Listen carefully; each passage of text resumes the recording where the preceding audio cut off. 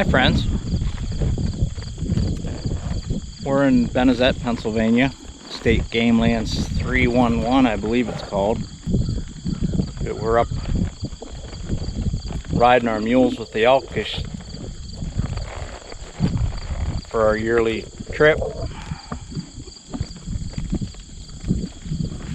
As you can see, a lot of this ground is strip land.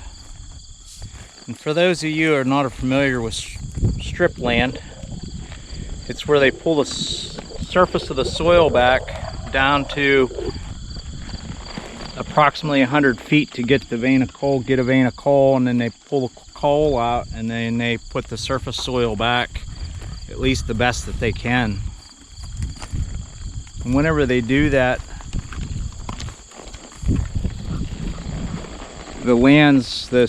the disturbance on the soil surface is really hard for them to get back to where it's going to be back to as being productive as it was previous to being stripped. And these game lands are home to between 1,000 and 1,100 elk. And is riding through the game lands. You can see here in this field here, they clip a lot of the fields to try and keep them productive or keep them in good vegetation for the elk to graze. But you can also see there's a lot of lands here that they can't maybe clip. And being a grazer and knowing what the impact of the animal can do for the soil, perhaps they need some cows. I believe if they were to put some cows on this and mob graze it on some of these fields at least once a year, it's going to make it more productive and perhaps make it to where they could have more than 1,000 to 1,100 elk. I think they're pretty close to their maximum carrying capacity with their elk herd. But even with taking, say we had 400 stalkers and we mobbed some of these fields once per year, as you can see, all that vegetation that's standing, if that's trampled and get put back into the soil, you're going to build organic material. You're going to put the fertility back where the soil needs it, and in doing so you're going to have lush green pastures for the elk to graze.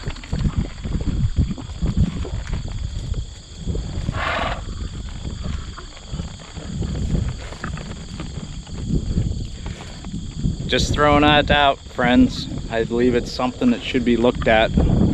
I know it's something that we would have troubles trying to change minds and putting the impact of the animal onto the land.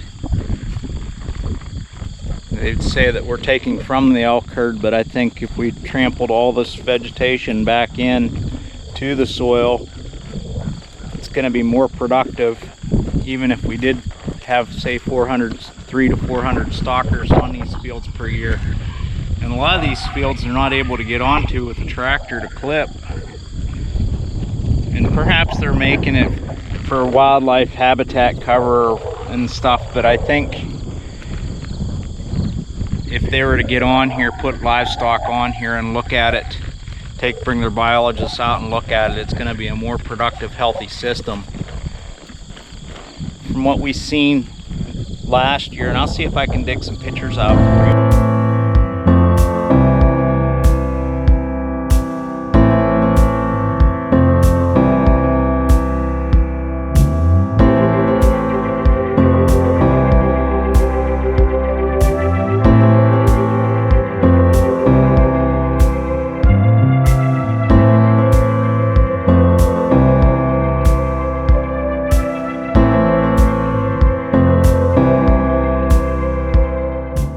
Fields are not near as productive this year as they were last year. They're starting to get overgrown with goldenrod, which is a really good pollinator, but there really doesn't seem to be many insects or anything around working these. One plus I do see this year is from what I seen last year, spotted knapweed. Last year it seemed like they had more of a problem with the spotted knapweed, and I don't see near as much this year as I did last year. So that's a good thing, because it can be invasive and take over a place. I think it's something that needs to be looked at, and I know it would be really hard to change the minds of the people who are managing the elk herd, because they would argue with me whether or not that would take away from the elk herd, but I believe it would actually be better for the elk herd. And if you look at natural living systems, biodiversity creates resilience and it's more productive. Signing off, friends. See you later. Don't forget to subscribe. I need comments, like, and smash the notification bell. Later.